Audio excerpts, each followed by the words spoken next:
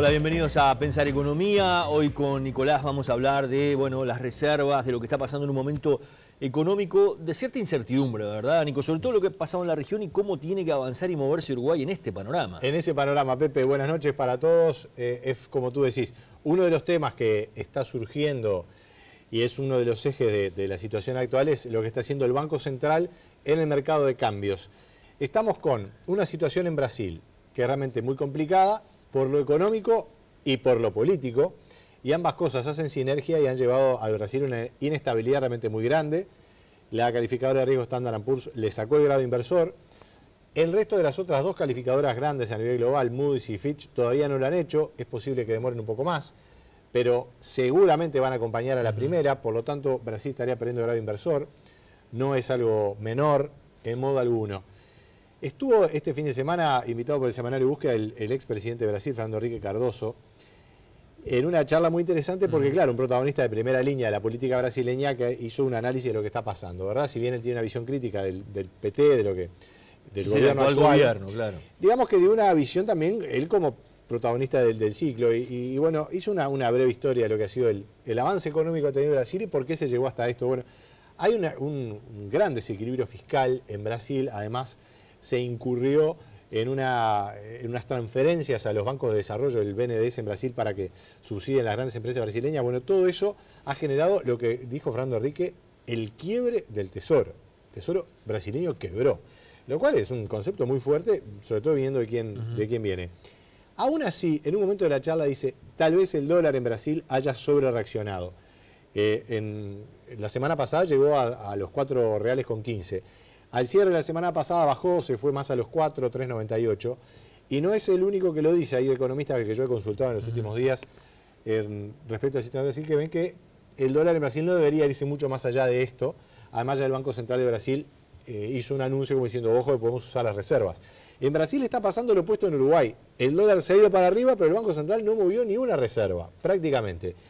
En Uruguay, como una preocupación por la inflación, y ya vamos a ver lo que pasa con las reservas que tú mencionabas, el Banco Central salió a vender dólares ante la fuerte demanda para evitar un impacto en la inflación. Una ¿verdad? estrategia económica, Nico, que muchos se plantean si se puede sostener en el tiempo, si no es Claro. de alguna forma hacer una trampa al propio sistema, ¿verdad? Claro, De flotación del dólar. Sí, pan para hoy, hambre para mañana. Vamos a compartir con los televidentes la evolución de las reservas sin contrapartida del Banco Central.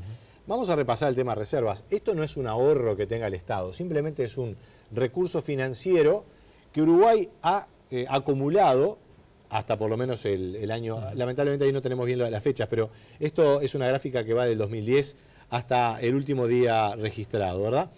Uruguay ha acumulado una cantidad de reservas sin contrapartida, esto es sacando los encajes Fruto bancarios. de compra de dólares para que el dólar no cayera en su momento, ¿no? Efectivamente, como tú lo estás diciendo, y llegó a 8.000 millones o un poquito más. Después empezó a declinar de a poco y en los últimos días el Banco Central interviniendo en el mercado, el mercado demandando y el Banco Central le vendía los dólares. De tal manera que llegó un momento en que ya la demanda empezó a flaquear, surgió esta novedad de Brasil en que el Banco Central dijo, ojo que puede intervenir, la cosa se calmó un poco, hay que ver qué pasa esta semana, pero lo que sí hay es una gran falta de pesos. Las tasas en pesos han aumentado mucho, la tasa cola el 30%, la tasa en letras el 16%. Entonces, ¿qué pasa con esto? Bueno, por un lado el Banco Central está reduciendo deuda porque toda esa venta de dólares lo que hace es retirar peso del mercado y ha bajado el stock de letras de regulación monetaria. El otro punto, ¿qué pasa con esa pérdida de reservas? Porque claro, está bien, contenés el dólar, liquidás deuda en letras, pero te quedás con menos dólares, que es la moneda que está empezando a valer más. Ahí es la otra cara de la moneda, valga el juego de palabras. Bueno, el aumento de la tasa de interés en pesos que decíamos, y el tema clave, se pierde competitividad. Al mantener el dólar para no impactar la inflación, lo que nos estamos quedando es atrás de Brasil. Vamos a la siguiente gráfica rápidamente, porque ahí lo que vemos, y creo que esto es importante con los televidentes, explicarlo bien. El gobierno dice, bueno, no solamente hay que ver lo que pasa con Brasil. Y es cierto, el Uruguay exporta un 20% de sus bienes y servicios a Brasil, un poquito más, un poquito menos.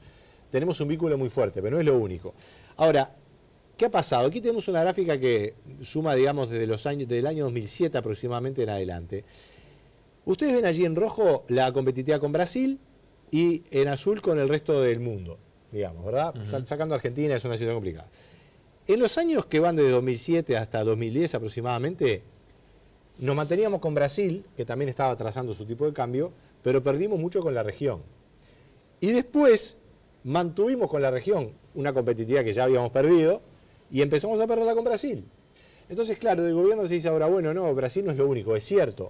Pero el tema es que era el único mercado con el que veníamos con un nivel de competitividad relativamente sostenido y ahora se nos cayó. Entonces, en realidad estamos con una pérdida de competitividad general de la economía uruguaya, que eso es lo preocupante. No quiere decir que no haya sectores que estén exportando relativamente bien, caso de la carne, la celulosa, pero en general estamos muy caros, como lo hemos comentado aquí contigo. Sí, pero además Brasil es un competidor directo también en muchos, en muchos También. mercados, ¿no? No es Sí, solamente sí, lo que sí. nos compra o lo que le vendemos a Brasil. Absolutamente. Uno de esos sectores, por ejemplo, es la carne. No se prevé que de inmediato Brasil salga a competir fuerte, pero en todo caso tiene que haber un acomodo de precios. Uruguay tiene que reducir sus precios en dólares. Lo está haciendo pero de una manera muy tibia, muy moderada. Esa tendencia seguramente va a seguir. Ahora bien, ¿podemos despegarnos de la región? ¿La economía uruguaya puede seguir hacia adelante? En esta gráfica lo que estamos compartiendo es la proyección que hay.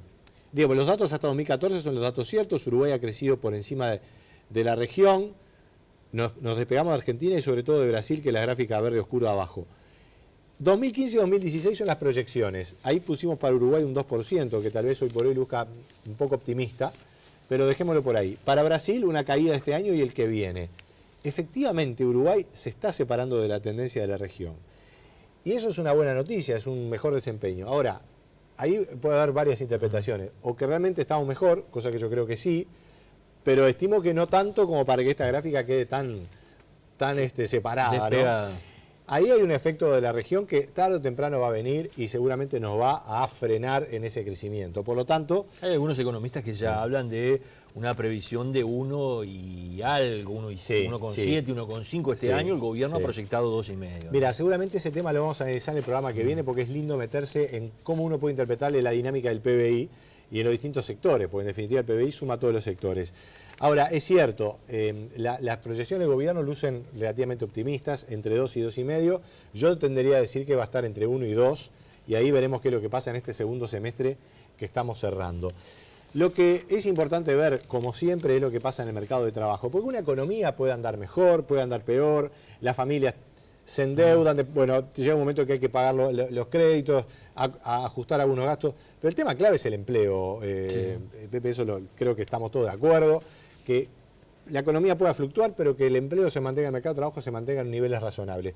Yo te diría que hasta ahora se ha mantenido, pero la tendencia es clara a un deterioro. Aquí lo que tomé son los trimestres móviles. El último, que es el dato de julio, y el trimestre móvil del año pasado, es decir, mayo, junio, julio del año pasado contra mayo, junio, julio de este año. Para abrir un poco y no caer tanto en el dato puntual mensual que puede fluctuar. Y el escenario es bien claro. La tasa de actividad, que es la cantidad de gente que ofrece su trabajo, si lo tiene o no, veremos después, pero la que ofrece trabajo ha caído en proporción a la cantidad de personas de más de 14 años. El empleo ha bajado casi un punto, y el desempleo ha aumentado de 6,4 a 7,2% trimestre móvil. Un poquito más de un punto. Sí, un poquito menos de un punto, de 7,4, un punto. Que digamos en el Uruguay son unas 15.000 personas, digamos. Y la tendencia es clara, hay un deterioro del mercado de trabajo que no es agudo, que no es grave, el Uruguay supo tener desempleo del 9, 10 o más, pero hay que, obviamente, que poner la luz amarilla aquí, ¿verdad? Porque además estamos con niveles salariales muy altos y también eso tiene que ver con la competitividad. Y como nos han pedido muchos televidentes, bueno, queremos ver qué pasa sector a sector. Y aquí vamos a las proyecciones que hemos hecho, también con la encuesta de hogares. Acá no necesariamente los datos que uno ve por la prensa son los mismos que se reflejan aquí, porque esto es una encuesta, puede estar reflejando algunas cosas diferentes o tendencias un poco disímiles. Hay que tener en cuenta que la población del Uruguay, si bien muy poquito, va creciendo año a año, así que el mercado de trabajo que había el año pasado, el de este año es un poquito mayor, poquito más hay una pequeña grande, claro. Entonces, hay una tendencia a generar un poquito más de empleo. Ahora bien, la industria está cayendo, ahí hay una caída del 2%, los industriales dicen que es más. La construcción, acá hay una medición ampliada, es construcción y anexos, digamos que mantiene, pero los empleos, digamos, más formales en la construcción están cayendo claramente. Tal vez aquí haya un cierto aumento de lo que es la informalidad. Eso en los datos del INE no se ve claramente, claro, pero es una hipótesis. El comercio ha aumentado el empleo y a mí me parece que esto no es del todo alejado de la realidad, porque efectivamente hay una mayor circulación de nuevos comercios, uno ve que incluso se abren nuevos locales y eso es más empleo. Lo que me pregunto es, ¿qué futuro van a tener esos nuevos comercios que se abren, verdad? Porque la tendencia de consumo claramente va a ser a una corrección a la baja. Enseñanza, bueno, mantiene allí, el servicio doméstico baja, el agro y minería baja mucho, y esto es un dato importante, es decir, los sectores que están más expuestos a los temas externos están bajando en el empleo. Y tenemos un cierto aumento en los sectores en los cuales nos vendemos entre nosotros, Pepe, y ahí hay un riesgo, ¿verdad? Eso es una manera de ver también el atraso cambiario, cómo es que nos caemos del lado de las exportaciones y de lo que puede ser el agroindustria, el turismo, y empezamos a aumentar el empleo. Claro, la gente cambia un empleo por otro, es una tendencia que tiene su lógica, pero a la larga todo rumbea para el mismo lado. El empleo total prácticamente se mantiene, aunque la tasa, como vimos, baja, porque estamos refiriéndonos a un mercado más grande, y los desempleados han aumentado a más de 130.000 en el trimestre móvil.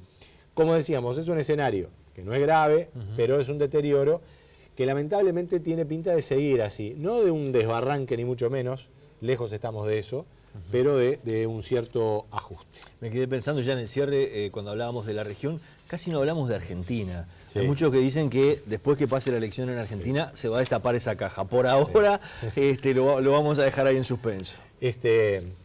Los más veteranos seguramente recordarán una vieja serie, o serial, como le decíamos en aquella época, yo ya estoy en otra generación, se llamaba MASH, que era una serie, una comedia con algo de drama, de los americanos en la guerra de Corea. Y hay una muy conocida escena que todos estaban mirando un helicóptero que tenía que venir por un determinado lado y venía de espalda. Y eso es lo que no puede pasar con Argentina. Estamos todos mirando para Brasil y en Argentina de repente puede venir algún problema. Hay que recordar con Argentina que el ajuste cambiario externo, ellos ya lo han hecho. Nosotros con Argentina operamos con el dólar paralelo. El dólar blue famoso, el dólar blue, negro. que está a 16 pesos. Lo que puede pasar en Argentina es un ajuste del dólar de ellos, el oficial, el que maneja a nivel interno. Pero tal vez en Argentina lo peor, yo no digo que ya pasó, pero ya viene pasando, digamos. O sea que tal vez la sorpresa no sea tan grande, no es que vaya a haber una explosión, sino que va a haber un ajuste más paulatino de algunas cosas que seguramente Argentina cuando pasen las elecciones lo podemos conversar más en detalle en el programa. Está todo grabado, así que lo que decimos después, incluso esta caída de los papeles en Pensar Economía. Gracias, Nico. Hasta luego. Nos reencontramos la semana que viene aquí en Pensar Economía. Los esperamos.